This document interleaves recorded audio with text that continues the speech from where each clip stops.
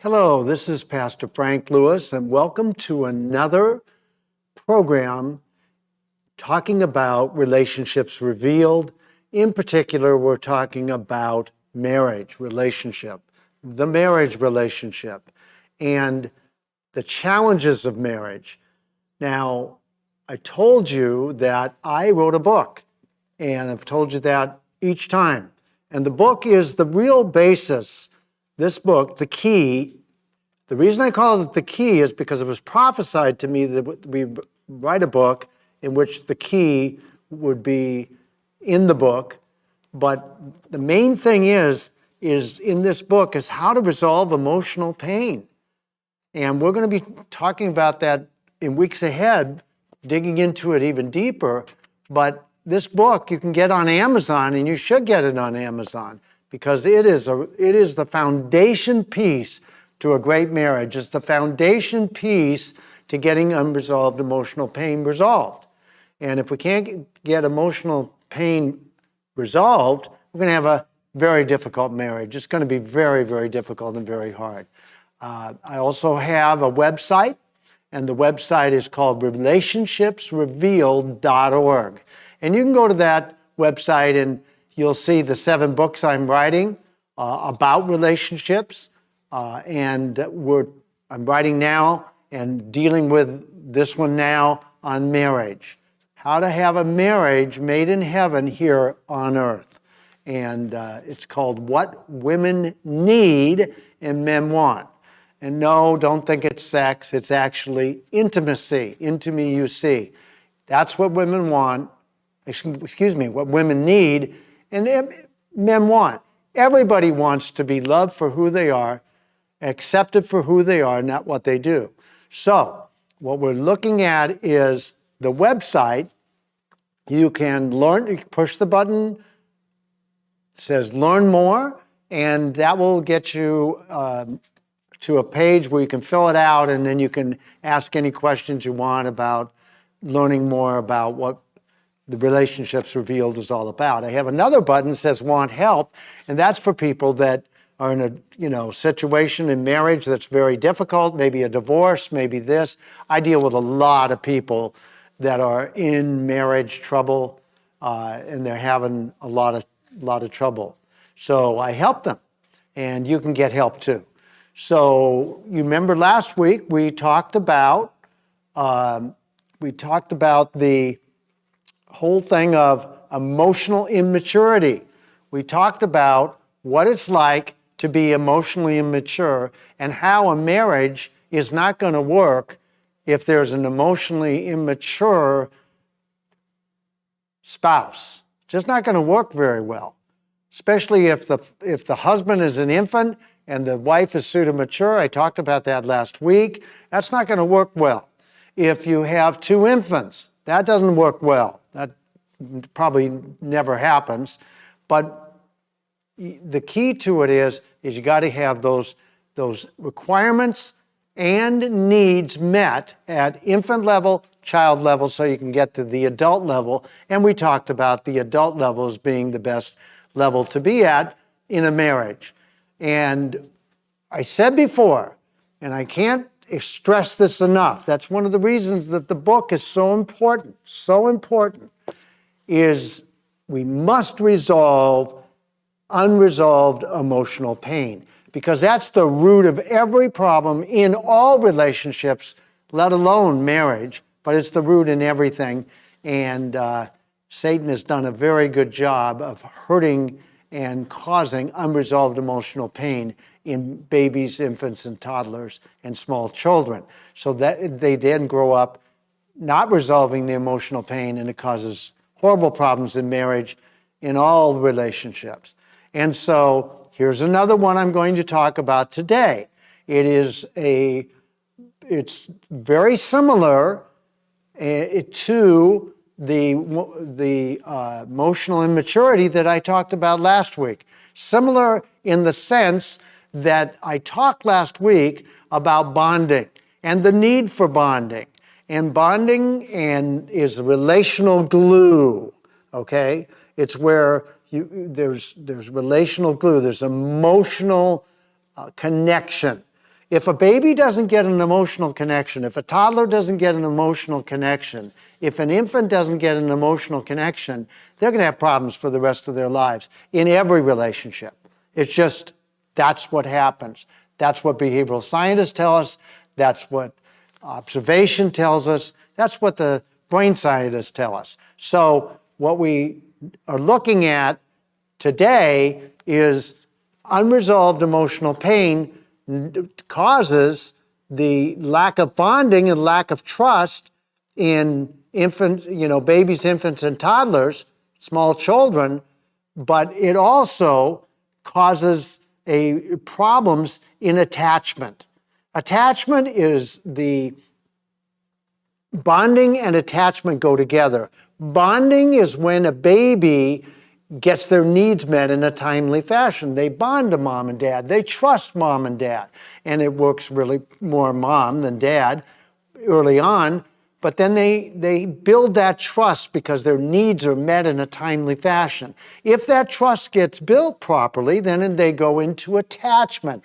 As the child comes from 0 to 3, they move into the attachment area. Well, attachment causes problems in marriage, like immaturity causes problems in marriage, like emotional triggers causes problems in marriage, like these problems cause codependency. And I've already talked about these, but we're going to talk today about this whole situation with attachment. Now, if a baby doesn't get bonded properly, I just said this, I said it last week, it's going to cause major problems in emotional immaturity in every part of their ability to relate to others. And so need that bonding. If it doesn't get met, it's going to cause major problems. The problem is that when the infant comes into toddler and comes out into age 2 and age 3, what happens is that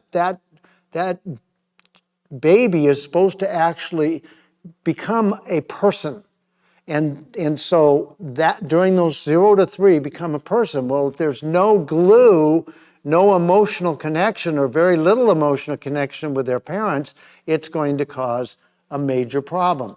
And they're going to be stuck with triggers, emotional upset. They're going to be stuck with different aspects of lack of trust in parents, and it's going to affect their ability to be able to have a good self-image. It's going to affect their ability to be able to have a core identity. It's going to affect their ability, as I said last week, to set good boundaries. I mean, this whole problem with lack of attachment because there wasn't trust built up by the bonding is a real problem. And it is, everybody, I believe, has attachment issues. And when you have attachment issues, what it's called is attachment styles. In other words, there's different results that come from the way that we're not attached to, the way we are attached to, and there's a third one that the child is actually afraid of their parents. And so there's been extensive research over, scores of years on attachment and attachment theory.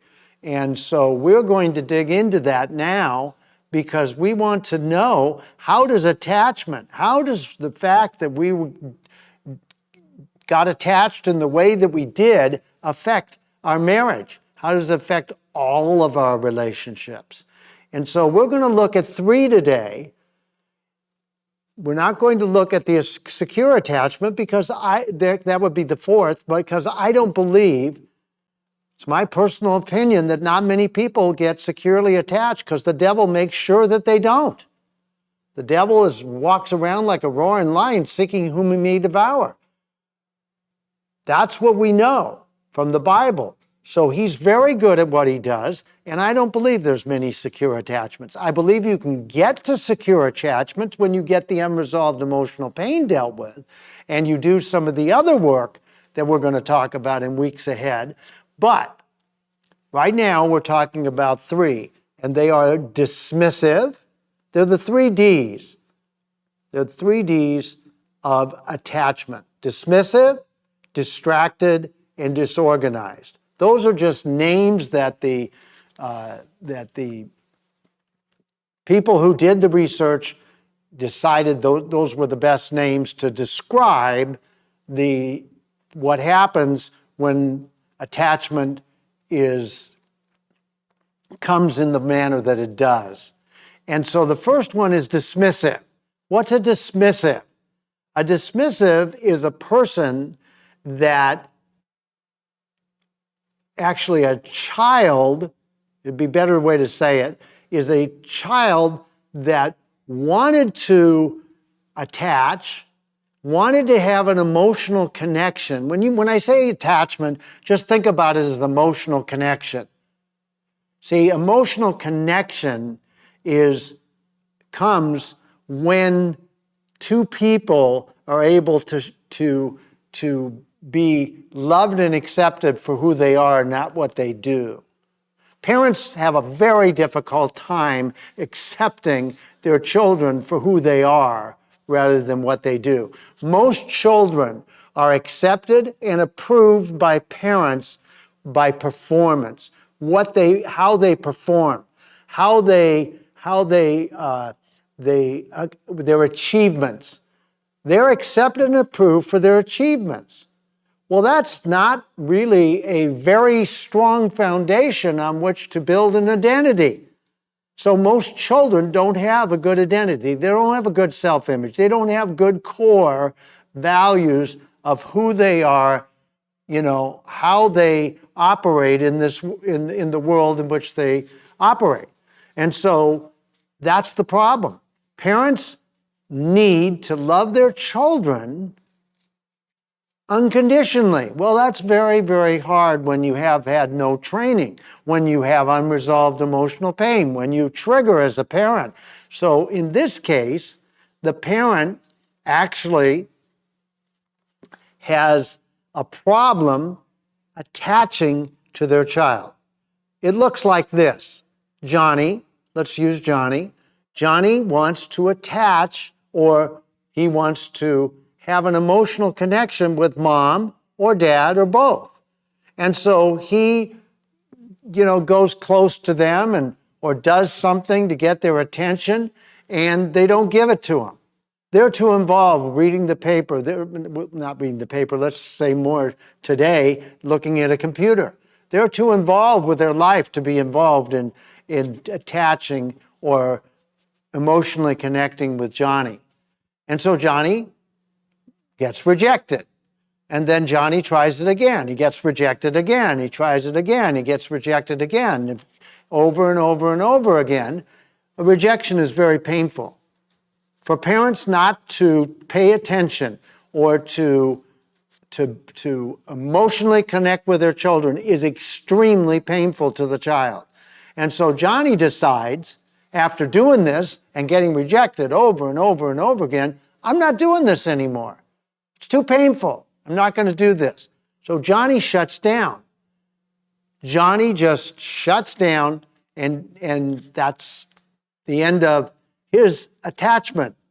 He doesn't continue to attach. He grows up and becomes an adult, and he is shut down. He is a person that he becomes an adult person that is not a people person. He doesn't know how to deal with people because he never got emotionally connected to. So he doesn't know how to deal with people. He doesn't know how to, he's introverted, he's shy, the words that people use, introverted, shy.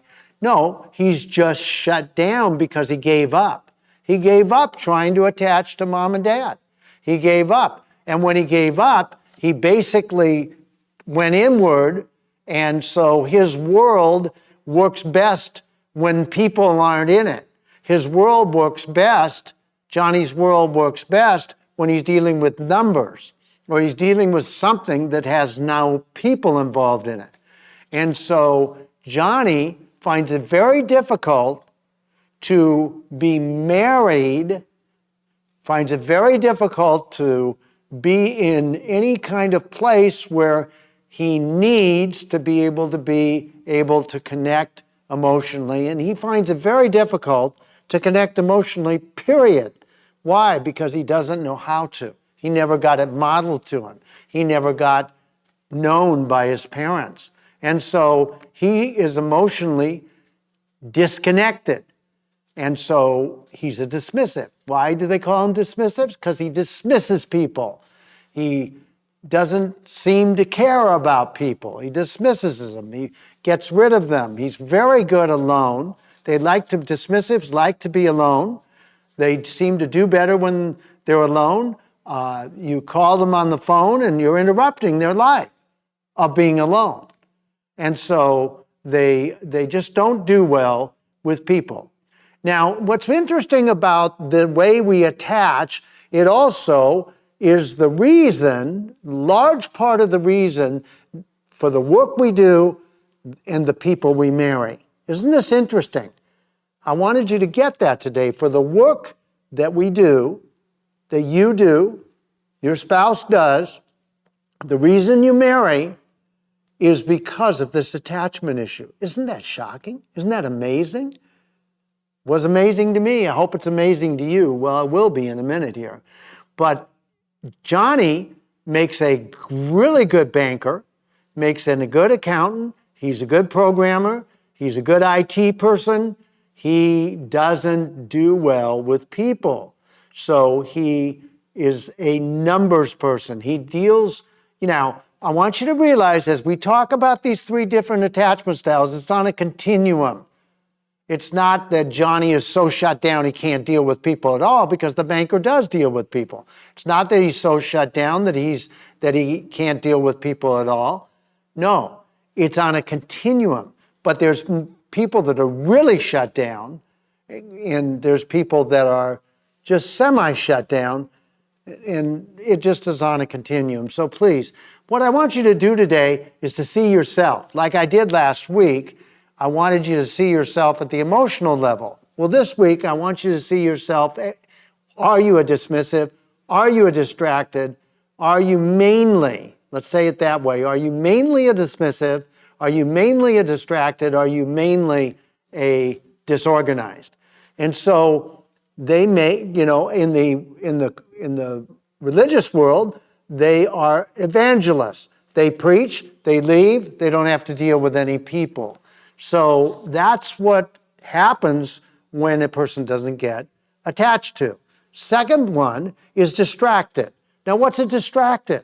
A distracted child is a child that wants to emotionally connect with their parents.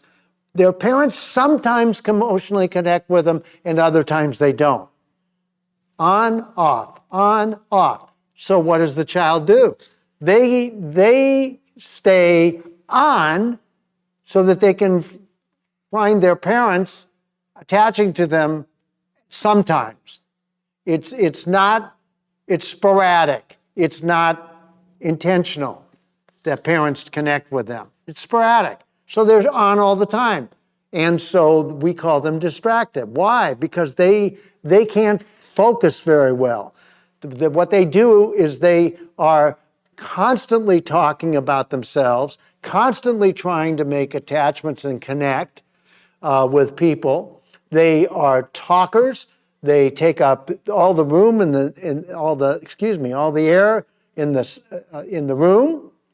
They are the life of the party. Those are kind of the descriptions of a distracted, because they talk all the time. They talk about themselves.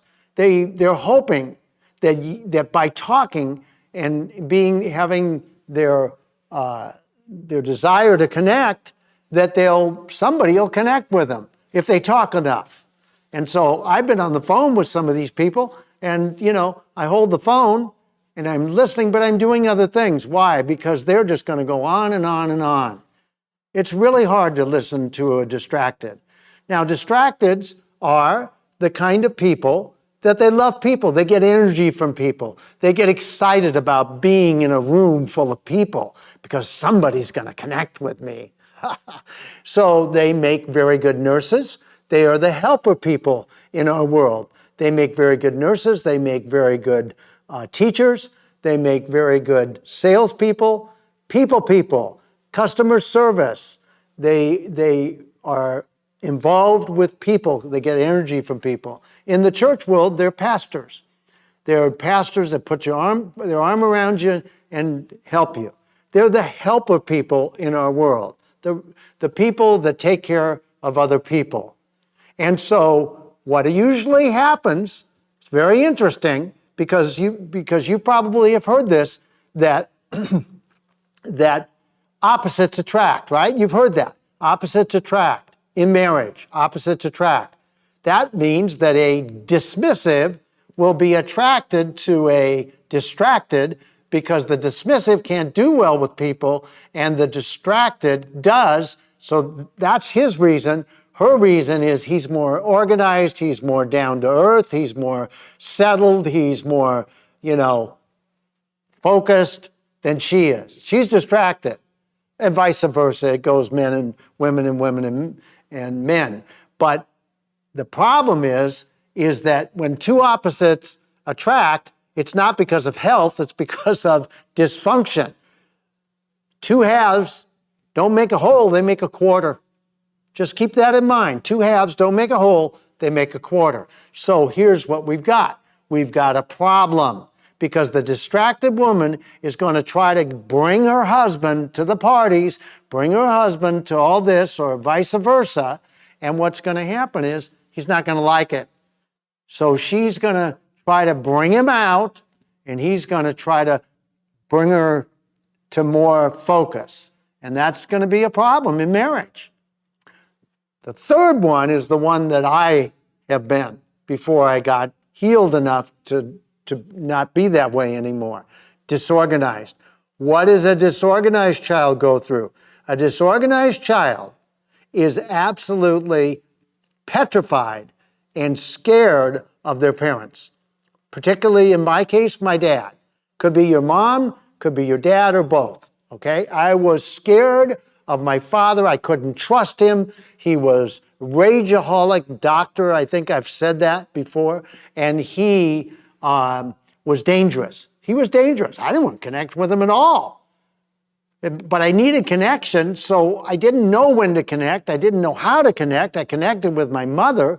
I was a kind of, what you call a mama's boy in that context. And there's so many of them, men that are at the infant level, like I talked about last week, that connect with their mothers because they can't connect with their dads. And so what ends up happening is I ended up in a situation where I was disorganized. What does disorganized mean? I came on too strong. I was too weak. I didn't know how to do relationships because I never had a good relationship with my father. Just wasn't good. I had a good relationship with my mother. I thought I knew a little bit, but I didn't because I was disorganized. And disorganized child has a very difficult life. They're very angry. They're very controlling, and they really, really are intimidating. Why? Because they don't know what they're doing. They don't know how to operate in trying to be able to not control. They're very controlling. And so what they make they're CEOs of corporations. They're doctors, like my father. They are the ones that are in charge of different divisions or this kind of thing, because that anger drives them to be able to accomplish things. So they're very big accomplishers, and they accomplish a lot. But the problem is they mess up relationships like I did. They cause problems in relationship. Come on too strong, come on too weak. Usually it's too strong. Usually it's too controlling. Usually it's too intimidating. And the problem here is that disorganized men marry distracted women, and like the doctor marries the nurse, or the CEO marries the secretary. Why? Because he needs help to get with the people, and she can help him, but the problem is he controls her. The problem is he takes advantage of her. The problem is she gets used because of her people abilities. Well, that's not a good thing, and that's going to be a very big problem. That's what happens to a lot of women. And I've dealt with a lot of women that have been just in that situation.